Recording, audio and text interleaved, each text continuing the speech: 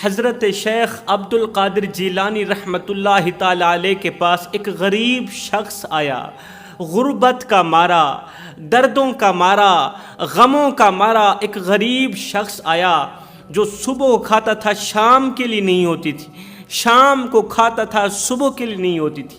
امیری کے جنازے نکل گئے، غربت عروج پر آ گئی۔ آ کر کہنے لگا، یا حضرت میرے گھر میں غربت نے اس طرح دھرنا دیا، میرے گھر میں غربت کچھ اس طرح آ کر بیٹھی کہ اٹھنے کا نام ہی نہیں لے رہی۔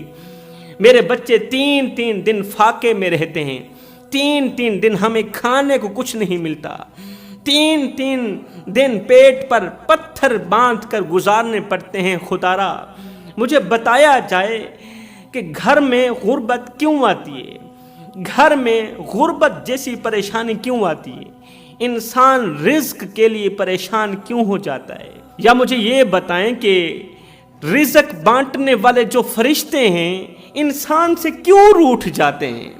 یہ سن کر حضرت شیخ عبد القادر جیلانی رحمۃ اللہ تعالی علیہ نے فرمایا اے بندہ خدا، 3 گناہ کرنے والوں سے، اللہ تعالیٰ کی 3 نافرمانیاں، 3 گناہ کرنے والوں سے رزق بانٹنے والے فرشتے روٹھ جاتے ہیں۔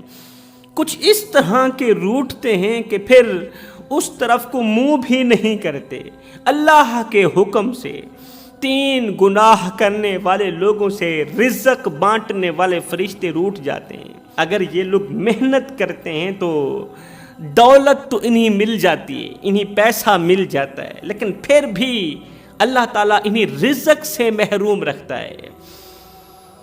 مال بھی ہے، دولت بھی ہے، پیسہ بھی ہے، جب دسترخوان لگتا ہے شام کو مختلف قسم کے کھانے لگائے جاتے ہیں تو مالدار شخص کہتا ہے میں نے یہ بھی نہیں کھانا، یہ بھی ڈاکٹر نے روکا ہے، یہ بھی روکا ہے، میں نے یہ بھی نہیں کھانا، یہ بھی نہیں کھانا۔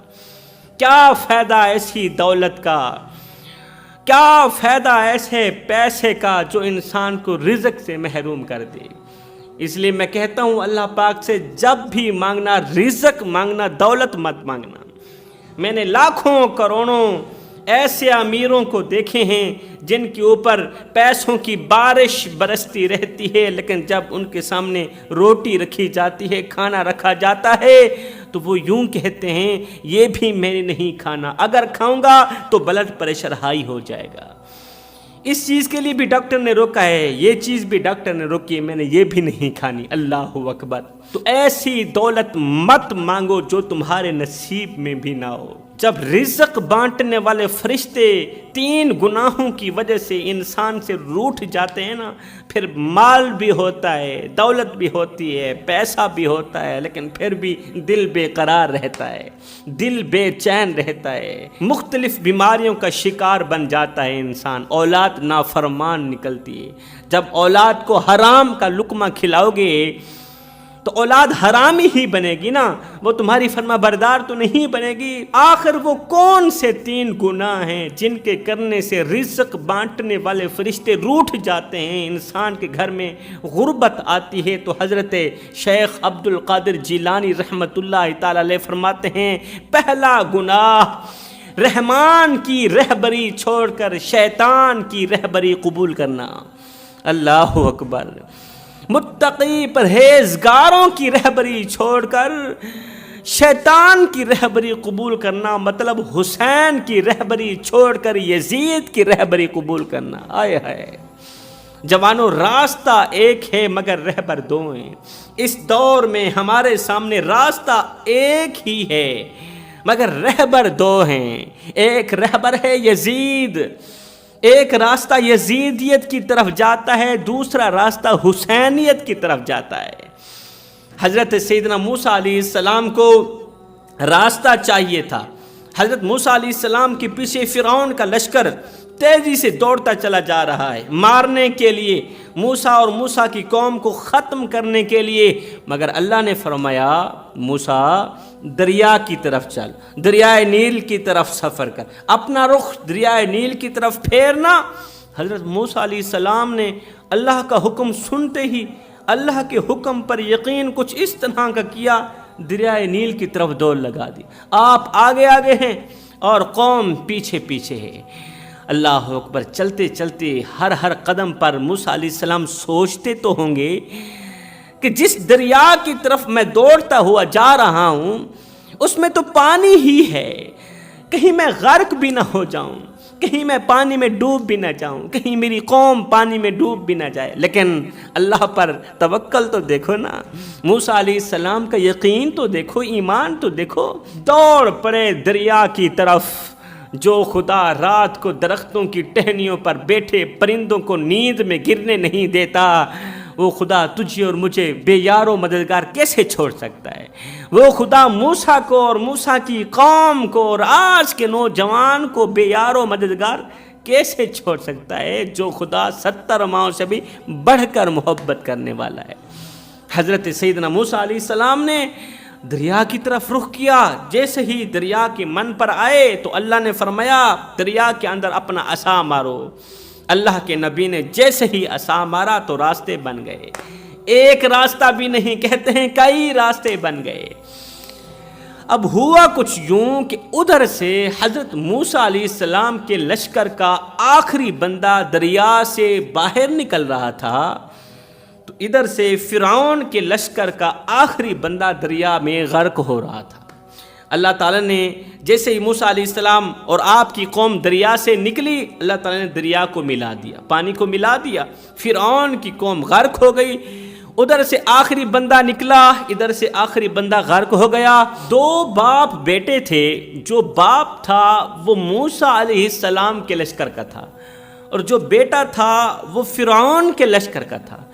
جو باپ تھا وہ موسیٰ کے رب کو خدا مانتا تھا، اور جو بیٹا تھا وہ فرعون کو خدا مانتا تھا۔ اب بیٹا جیسے ہی پانی کے اندر غرق ہونے لگا تو بیٹے نے باپ کو آواز دی، ابا مجھے بچانا۔ بیٹا جیسے ہی پانی کے اندر غرق ہونے لگا، مرنے لگا، تو بیٹا فرعون کے لشکر کا تھا، بیٹا فرعون کو خدا مانتا تھا، جبکہ باپ پانی عبور کر چکا تھا، وہ موسیٰ کے لشکر کا تھا، وہ تو غرق نہیں ہوا تھا۔ اب بیٹا جیسے ہی غرق ہونے لگا پانی کے اندر تو بیٹے نے آواز لگائی، ابا مجھے بچانا۔ باپ نے جیسے ہی بیٹے کی آواز سنی اپنا رخ پانی کی طرف کیا، موسیٰ علیہ السلام کو چھوڑ دیا، اپنا رخ پانی کی طرف کیا، کود گیا پانی کے اندر بیٹے کو بچانے کے لیے، مگر سنو بیٹے کو بچاتے بچاتے خود بھی دریا میں غرق ہی ہو گیا۔ اللہ اکبر، تھا وہ موسیٰ کے لشکر کا، مگر اولاد کی محبت میں ڈوب گیا۔ مانتا موسیٰ کو تھا، مگر اولاد کی محبت میں ڈوب گیا۔ اس لیے میں کہتا ہوں اولاد کو اچھی تربیت دو، اولاد کو دین سکھاؤ، اولاد کے دل میں نبی کی محبت ڈالو، اہل بیت کی محبت ڈالو، صحابہ کرام کی محبت ڈالو، تاکہ جب تم مر جاؤ تو یہی اولاد تمہاری بخشش کا ذریعہ بنے۔ اگر تمہاری اولاد شرابی بن گئی، کبابی بن گئی، جواری بن گئی، نشئی بن گئی، بد اخلاق، بد کردار، بے نمازی بن گئی، دین کی دشمن بن گئی، تو یاد رکھنا یہی اولاد قیامت کے دن تمہیں جہنم میں لے جانے کا ذریعہ بن سکتی ہے، تمہاری قبر کو جہنم کے گڑھوں میں سے گڑھا بنانے کا ذریعہ بن سکتی ہے۔ اس لیے میں کہتا ہوں اپنی اولاد کو قرآن سکھاؤ، محمد مصطفیٰ کا غلام بناؤ، تمہاری دنیا بھی سنور جائے گی، تمہاری اولاد کی دنیا بھی سنور جائے گی، تمہاری آخرت بھی سنور جائے گی۔ اللہ اکبر، تھا وہ موسیٰ کے لشکر کا، لیکن اولاد کی محبت میں ڈوب گیا۔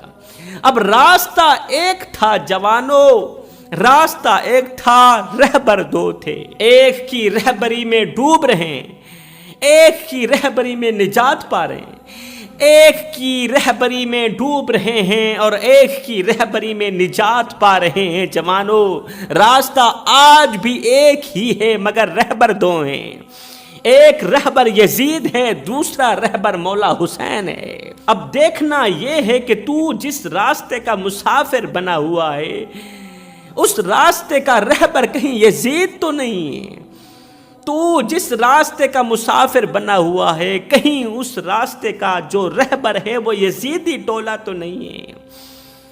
اور کہیں تو یزید کی حمایت تو نہیں کر رہا، کہیں تو یزید کی بیعت تو نہیں کر رہا۔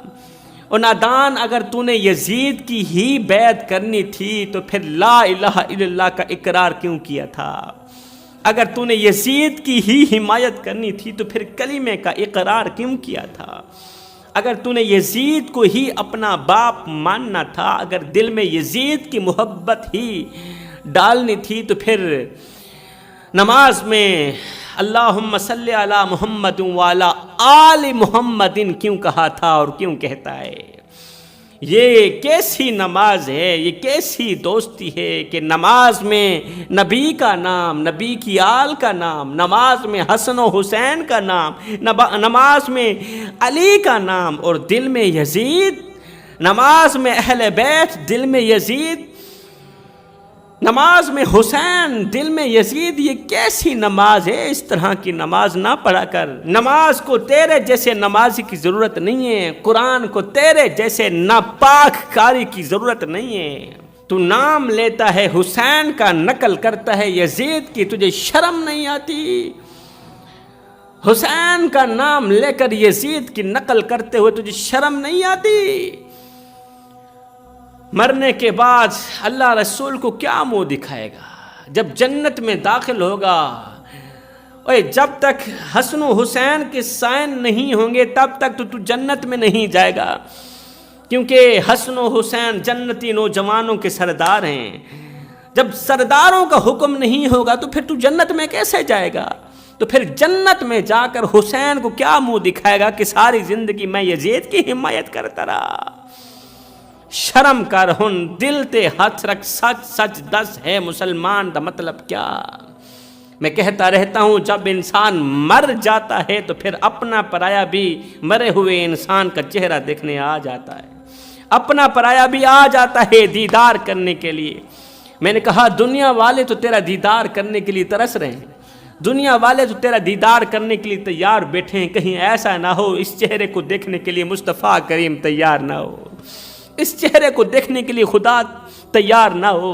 ہائے، ہم نے تو کافور کی دھونیاں بھی دے ڈالی، ہم نے تو غلاف بھی چڑھا دیے، مدینے سے منگوائے گئے عطر بھی لگا دیے۔ خدا پاک کی قسم، اگر اس چہرے کو مصطفیٰ نے ٹھکرا دیا، اگر اس چہرے کو خدا نے ٹھکرا دیا تو پھر لاکھ عطر لگانے کے بعد بھی یہ چہرہ کسی کام کا نہیں ہے، پھر لاکھ کافور کی دھونیاں دینے کے بعد بھی یہ چہرہ کسی خاتے کا نہیں ہے۔ ایک بن جا میرے بھائی، حسینی بن جا، حسینی بن جا، تاکہ قیامت کے دن تو شرمندگی سے بچ جائے۔ وہ بہت بڑی شرمندگی ہوگی 1,24,000 رسولوں اور پیغمبروں کی امتوں کے سامنے، بہت بڑی شرمندگی ہوگی، خدا را اس شرمندگی سے بچ جا۔ تو فرمایا شیطانی راستہ اختیار کرنے والا شخص دنیا میں بھی مارا جاتا ہے، دنیا میں بھی تباہ و برباد، آخرت میں بھی ذلیل و خوار۔ تو فرمایا شیطان کی رہبری اختیار مت کرو، یزیدیت کی رہبری اختیار مت کرو، یزیدی ٹولے کی رہبری اختیار مت کرو، حسین کے ٹولے کی رہبری اختیار کرو۔ سبحان اللہ۔ اگر ایسا کرو گے تو یاد رکھنا رحمت کے فرشتے تم سے روٹھ جائیں گے، کیونکہ رحمت کے فرشتوں کو تمہارے جسم سے بدبو آنے لگے گی، بدبو آنے لگے گی۔ جب وہ تمہارا ناپاک دل دیکھیں گے نا کہ اس دل میں تو لعنتی یزید بیٹھا ہوا ہے، شیطان بیٹھا ہوا ہے، تو پھر وہ رحمت کے فرشتے تم سے نفرت کرنے لگیں گے۔ جب رحمت کے فرشتے روٹھ گئے تو بتاؤ رزق بانٹنے والے فرشتے آئیں گے؟ رزق بانٹنے والے فرشتوں کا آنا بھی بند ہو جائے گا۔ پھر تم اگر محنت کرو گے تمہیں مال تو مل جائے گا، پیسہ تو تمہارے اکاؤنٹ میں آ جائے گا، مگر سکون نہیں ہوگا۔ بیماریاں تمہیں گھیر لیں گی، مصیبتیں تمہیں گھیر لیں گی۔ فرمایا دوسرا گناہ والدین کی نافرمانی، والدین کو دکھ دینا، والدین کو درد دینا، یہ بھی گھر میں غربت لانے کے سبب بنتا ہے۔ آج ماں مولوی کے پاس بیٹھی ہے، باپ پیر کے پاس بیٹھا ہے، پیر صاحب کے قدم دبا کر کہتا ہے پیر صاحب کوئی تعویذ دو، اولاد نافرمان نکلی ہے، اولاد دکھ دیتی ہے، درد دیتی ہے۔ 2 سال پرانی کھانسی لگی تھی، پوری رات کھانستے ہوئے گزر جاتی ہے، تارے گنتے ہوئے گزر جاتی ہے، مگر نیند نہیں آتی۔ اور ایک اولاد ہے، اولاد نے کبھی حال تک نہیں پوچھا، ابا تو کس طرح کی زندگی گزار رہا ہے، اور تجھے بخار آیا تھا، کھانسی لگی تھی، ختم ہوا کہ نہ ہوا، تجھے کسی اچھے ڈاکٹر کے پاس لے چلوں۔ اولاد نے کبھی نہیں پوچھا۔ پیر صاحب دعا کرو، اللہ میری اولاد کو ہدایت دے، میرے سینے پر غموں کا بوجھ ہے، دکھوں کا بوجھ ہے، ساری رات دماغ میں ایک ہی سوچ گردش کرتی رہتی ہے کہ میں نے اولاد کے لیے کیا کیا اور اولاد نے میرے ساتھ کیا کیا، اولاد نے میرے ساتھ کیسی بے وفائی کی ہے۔ میرے سینے پر دکھوں کا بوجھ ہے، غموں کا بوجھ ہے، دعا کرو کوئی دکھ سننے والا مل جائے، کوئی سینے پر غموں کا بوجھ ہلکا کرنے والا مل جائے۔ لیکھاں وچ وچھوڑے رہ گئے، رو اتھنوں تھوڑے رہ گئے، کسے بھی میرا حال نہ پوچھیا، ہاتھ بھی میرے جوڑے رہ گئے۔ پتر ہن تے آ جا، ہن گل چالا، کیونکہ زندگی دے دن تھوڑے رہ گئے۔ لیکھاں وچ وچھوڑے رہ گئے، ہجر تیرا جے پانی منگے، تے میں کھو نے نہ دے گینا، جی کر دے تنوں کول بٹھا کے درد پرانے چھینا۔ لیو یار حوالے رب دے تے میلے 4 دناں دے، اس دن عید مبارک ہو سی جس دن پھر ملیں گے۔ فرمایا تیسرا گناہ بہت بڑا گناہ جو رزق بانٹنے والے فرشتوں کو ناراض کر دیتا ہے، رزق بانٹنے والے فرشتے روٹھ جاتے ہیں، انسان سے خفا ہو جاتے ہیں، رزق بانٹنے والے فرشتوں کو ایسے انسان کے اندر سے بدبو آنے لگتی ہے، وہ گناہ ہے مال کے ہونے کے باوجود بھی دروازے پر آئے کسی ضرورت مند کی ضرورت کو پورا نہ کرنا، کسی سائل کو روٹی نہ دینا، کسی فقیر کو کھانا نہ دینا، بھوکے کو کھانا نہ کھلانا۔ مال بھی ہے، دولت بھی ہے، پیسہ بھی ہے، پیسے کی فراوانی ہے، ہر وقت پیسے کی بارش برستی رہتی ہے، مگر پھر بھی دل منحوس ہے، شومیت اندر کوٹ کوٹ کے بھر دی گئی ہے، مال کے ہونے کے باوجود بھی بھوکے کو کھانا نہ کھلانا، پیاسے کو پانی نہ پلانا۔ فرمایا ایسے انسان سے بھی رزق بانٹنے والے فرشتے روٹھ جاتے ہیں۔ تو فرمایا 3 گناہ کبھی بھول کر کے بھی نہ کرنا، اگر کرو گے تو یاد رکھنا تم سے رزق بانٹنے والے فرشتے روٹھ جائیں گے، ناراض ہو جائیں گے، اللہ خفا ہو جائے گا۔ اللہ جب ناراض ہوتا ہے روٹی بند نہیں کرتا جوانو، اللہ جب ناراض ہوتا ہے رزق بند نہیں کرتا، سورج کو حکم نہیں دیتا کہ فلاں شخص میرا نافرمان ہے، تیری کرنیں اس کے آنگن میں نہیں جانی چاہیے، نہ بندے نہ۔ اللہ جب ناراض ہوتا ہے تو من اجڑ جاتا ہے، اللہ جب ناراض ہوتا ہے تو سجدوں کی توفیق چھین لیتا ہے، اللہ جب ناراض ہوتا ہے تو دل مردہ ہو جاتا ہے، پتھر دل بن جاتا ہے۔ جس قوم کا دل بھی پتھر دل بن جائے اس قوم کے پلے رہتا ہی کیا ہے، جہنم میں جانے سے انہیں کوئی نہیں روک سکتا۔ اس لیے میں کہتا ہوں اپنے آپ کو بدلو، اپنی زندگیوں کو بدلو، اپنے آپ پر غور کرو، تم نے کس کی پیروی کرنی تھی اور تم کس کی پیروی کر رہے ہو۔ اقبال کہتا ہے ہم کون ہیں کیا ہیں بخدا یاد نہیں، اپنے اسلاف کی کوئی بھی ادا یاد نہیں ہے، یاد تو کافر کے ترانے بس ہے نہیں، یاد تو مسجد کی صدا یاد نہیں، اور بنت حوا کو نچاتے ہیں سرے محفل ہم، بنت حوا کو نچاتے ہیں سرے محفل ہم، اتنے سنگ دل ہیں کہ رسم حیا یاد نہیں، اور آج ہم سب کی ضلالت کا سبب یہی ہے شاید کہ سب کچھ تو یاد ہے مگر خوف خدا یاد نہیں۔ میں دعا کرتا ہوں اللہ تعالیٰ میری حاضر قبول فرمائے، آمین ثم آمین، وما علینا الا البلاغ المبین۔